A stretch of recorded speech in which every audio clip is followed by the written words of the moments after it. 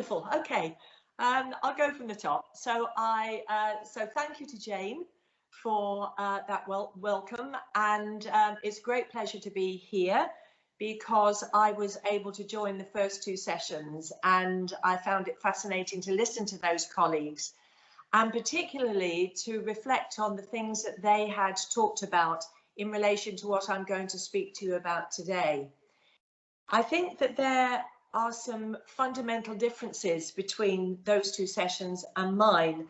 And when I was thinking of what those were, I suppose it boiled down in the end to the fact that when Simon and Rebecca were preparing their presentations, they were they were able to take as read that those of you tuning in today would be teaching maths and CLL in your schools. And they were therefore able to focus on how to teach maths, how to teach CLL more effectively, building on a lot of large-scale research that's been done nationally. I can't make that assumption because I don't think I can assume that all the schools who tuned in today embrace play as a fundamental right of children in their Key Stage 1 classrooms, and do not necessarily embrace play at all as part of their pedagogy. So in some ways, perhaps my session's more about persuasion than it is explanation or exemplification. I would think that almost everybody who has anything to do with young children, and let's remember that we are talking about very young children still today, would agree that play is a fundamental way, if not the most fundamental way, in which they learn. You only have to spend a limited amount of time child watching to see how they use play to make sense of the world, to take control over events and ideas, to pretend to be creative and imaginative, to pose their own problems and to solve their own solutions. Yet many schools still believe that play is something that's appropriate and desirable up until the end of reception, but that when we get to Key Stage 1, that it has no place alongside that more formal and adult-led agenda. So in my brief time today, what I want to do is to pick out three elements of the research that I've done over a number of years now, looking at what I believe to be persuasive arguments for embracing play in Key Stage 1 and continuing a play-rich pedagogy, at least until the end of Year 2. So, Laura, if I can have the first slide up, please. So my first issue is that play engages and motivates children, often in ways that adult-led learning does not. And it's hardly surprising if we read any of our child development literature, we will see that children aged 5 and 6 and 7 still learn most readily and most effectively when they're playing. And that's because play is innate. And so the instinctive way in which children respond to new situations, to things that they don't understand, to things that intrigue them, is to play with it and to find out all that they can. So I've always led to thinking, if play is, as decades of research has shown us, that natural instinctive way in which children learn and choose to learn, why is it that we don't capitalize on it more in Key Stage 1? And I guess the answer that many of you will be saying to me now, and would be if we were face to face, is that the trouble is that in their play, children don't always choose to learn what I need them to learn. And that may well be true, because regrettably, we know that there is some or are some parts of the Key Stage 1 curriculum that do not inspire and engage and appeal to some of our children. But it is important at this point that I say that nothing in my work has ever said that the adult-led, teacher-led agenda has no place and doesn't matter. Of course it does. But I think that what's central is that all of the things that are concerned with what teachers want children to learn, those things that society have deemed to be important, children will not necessarily discover, or certainly won't discover systematically, if they're left to their own devices. And so if there are things that schools have been told that children need to learn, need to know about, need to be able to do, then there are some of those that need to be taught and planned for in that systematic way. And therefore, that people are not able to allow children to just engage at the speed and in the ways in which they want to. But my argument is that alongside that critical teacher-led agenda, play offers something else. It offers something more. And I think it's those qualities that shouldn't and cannot be ignored for children of this age. Just because, you see, play is enjoyable and motivating doesn't mean it's trivial and doesn't mean that it's somehow irrelevant. But because it's enjoyable and motivating, play frequently teaches and reaches children that other learning doesn't reach. Children who struggle with that more formal agenda. Those who still like and need to move around while they're learning, rather than being able to sit still and absorb whatever it is that a teacher is telling them.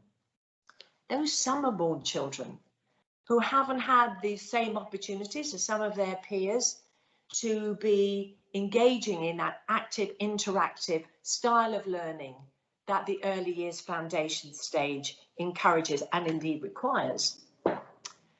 So classrooms that offer that fusion of teacher-led and child-led learning are more likely to meet the needs, the learning needs of a greater range of children, because play can entice those children into learning in ways that a curriculum entirely controlled by the teacher maybe cannot.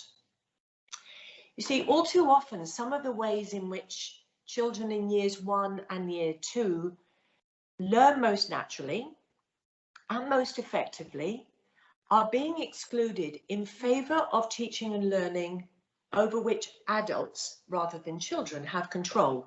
So it's that teacher-directed agenda is perhaps easier to plan.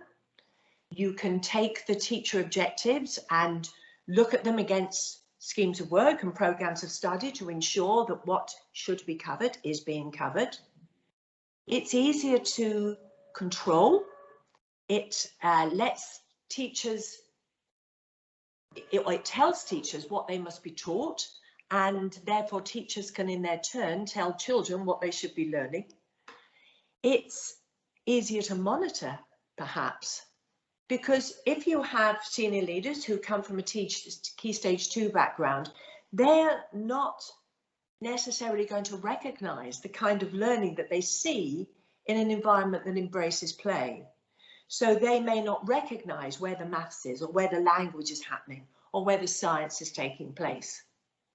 And it's easier to assess. When you have a plan, when learning is predictable, then it's easier to say, have children learnt that? Do children know that?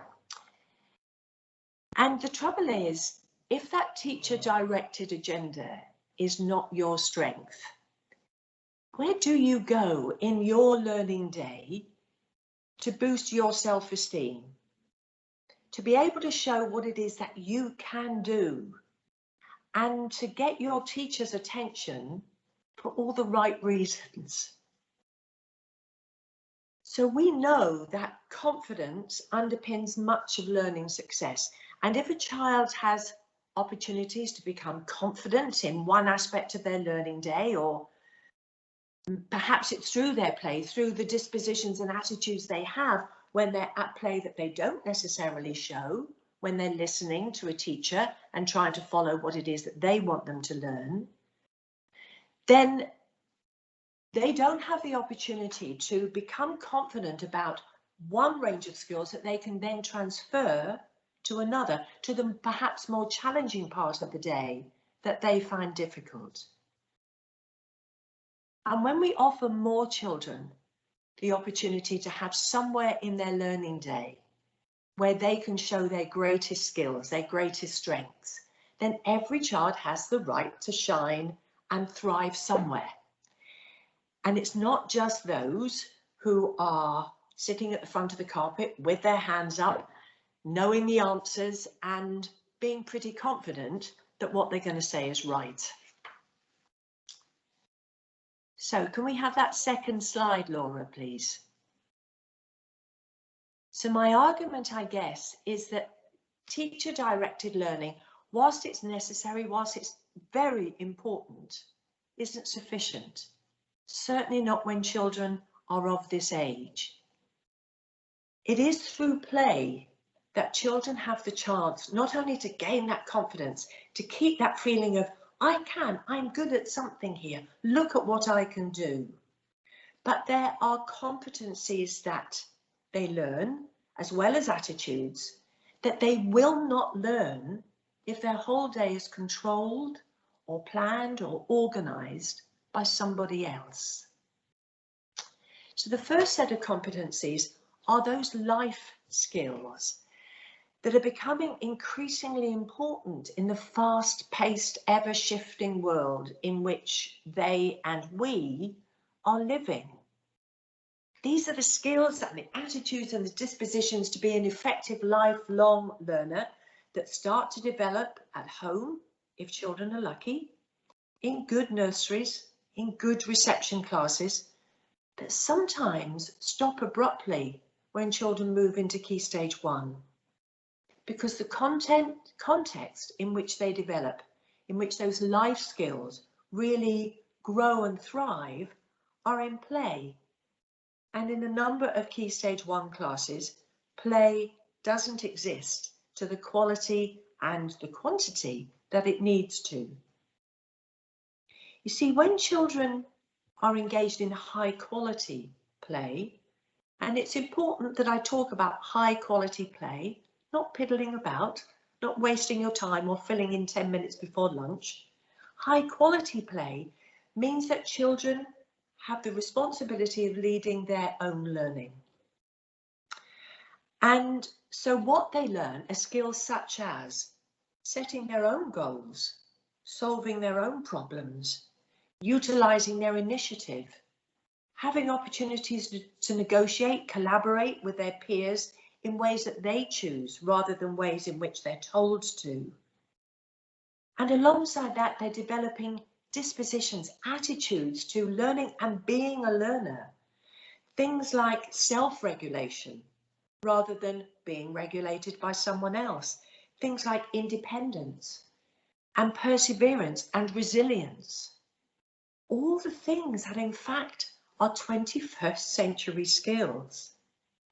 And we should be developing those skills, I think, not just in the EYFS, but right through Key Stage 1 and probably beyond. And it remains a mystery to me why, when I'm training people to be teachers or training teachers who are already practicing in school, how many Year 1 teachers say, oh, we're allowed to involve play with our pedagogy up until Year 1, up until Christmas of Year 1, but then it has to stop. And I ask myself, why would senior leaders make such a decision? Why would independence and problem solving and resilience and perseverance be something that you want children to cease practicing when they get to the age of 5? And when I've thought about that, there only seem to be two answers to the question. One is perhaps that those skills and dispositions that I was starting to list are not seen to be that important in that school. And if that's not the reason, then perhaps play is still being seen as something else, something bolted on, something added on, as a distraction maybe from the important business of learning what it is that teachers want children to learn. But it's not the case. Because on top of what I've already said, there is a second set of competencies that play offers children. It may not teach the adult-led agenda in those systematic ways that I referred to earlier, but it offers some of the most powerful ways of consolidating that teacher-led agenda. And consolidation, as we know, remains vital to learning at this age. It's what happens when children make connections between what they just learnt and what they already know and they're sure of. And it means that they have the opportunity to make meaning in their own way, in their own time, to something that is new and unfamiliar. And consolidation, of course, requires repetition. It requires not necessarily always to be moving on, catching up, next stepping, but repeating and testing and trying out and practicing. And I know it's possible for teachers to plan consolidation of learning, and they do. But trust me, having observed in thousands of classrooms, play consolidates learning in ways that are more effective for children, enjoyable for children, meaningful for children than any series of worksheets. When Key Stage 1 children have the opportunity to engage in that high quality learning, they take with them what they've newly learned from the teacher into a world that belongs to them. And they repeat it and theorise it and practice it in the safety of an environment over which they have control, and where there is less likely to be adult intervention or expectation. And because this repetition happens in this stress-free, enjoyable environment, because children are able to make their own meaning in their own ways, their knowledge and understanding are more likely to be secure and to move into that long-term memory that Ofsted is currently reminding us matters so much. And then they can draw on it and apply it in a number of future learning situations. But I've repeatedly said that in order for any of this to happen, play must be of high quality. And high quality takes time to develop. It will not appear overnight. And therefore, senior leaders need patience. They need to believe that play and embracing and including play is sufficiently valuable to give it the time it will take for children and staff, particularly staff, to get used to what that looks like in Key Stage 1. If children have been in the reception class, in a good reception class, they will know. They will know what to do, what it is that they have to engage in and how to do it. But some staff may need time, and some senior leaders may need time to inevitably allow the play to go through periods when people are trying and finding things don't work, trying something different, until finally that quality is something that they're seeing daily and come to believe in it and be able to take further strides in providing the environment that it takes and the time that it requires. Then high quality play takes time too within the learning day. If timetables chop children's learning up, then it's very difficult for them to engage in learning, actually teacher-led learning as much as play, in the ways that they need to. They need at this age long periods of uninterrupted time. And so please look at your timetables. Please look and see how often children are stopped from learning, how often things that aren't necessary to the learning day perhaps come in the way of, get in the way of the learning that children need to make sense of, to make those connections, about their learning and the consolidation that they're engaged in. And then, of course, play requires space and high quality resourcing. The EYFS was wonderfully resourced at one point, so classrooms have a much better range of resources, continuous provision than perhaps some Key Stage 1 classes do now, but that means it needs to go on a school development plan. You don't get high quality resources without play without high quality resources. So it's really critical that governors as well as senior leaders understand that this will need budgeting for, even if that is over time.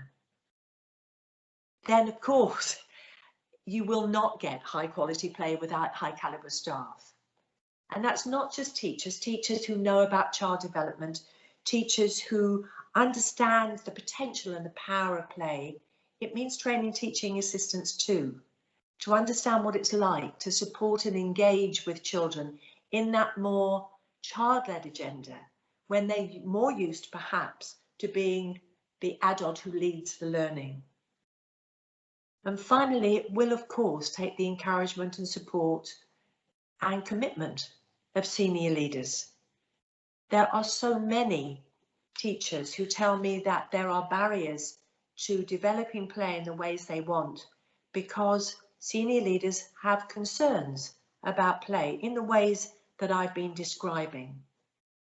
So just finally, in that last slide, Laura, if you have been interested in investigating this further, in the final chapter of the new book that's just about to be published in a week or so's time, there is a whole chapter written by head teachers for head teachers that looks at the research that I undertook just this year about what it is that makes the heads who are supporting a developmentally appropriate curriculum and pedagogy believe in it so much.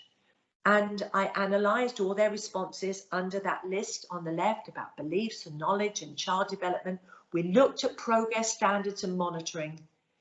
And in the end, what all of the heads in a nutshell were saying was this, that play engages children in ways that perhaps other things do not, that it engages children, more children, in that agenda that seems to make sense, seems to be something that entices all children into their learning.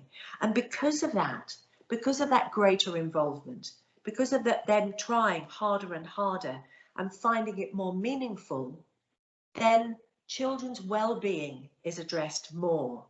There's an enjoyment and a commitment to learning, and therefore behaviour improves. And when all of that happens, every single one of those head teachers said standards rise. And that's encapsulated perhaps by this comment that I picked out of the chapter from one head teacher who said, no one is going to tell me that improving resilience and persistence and engagement is not going to raise standards in all aspects of learning. It's inevitable. So what are schools anxious about? Perhaps they fear mayhem. Perhaps they fear that parents, if they're walking around the school, won't approve. Perhaps they fear this distraction of children wanting to play when they need to be focused on the adult-led agenda. Perhaps they fear that drop in standards. So I hope I've gone some way in that 20 minutes, just to making you think again and making you explore and investigate further what play might add to, how play might enrich everything that you're already doing in your school. So lots to talk about. I'm going to pass back to Laura, who's going to explain about the discussion groups.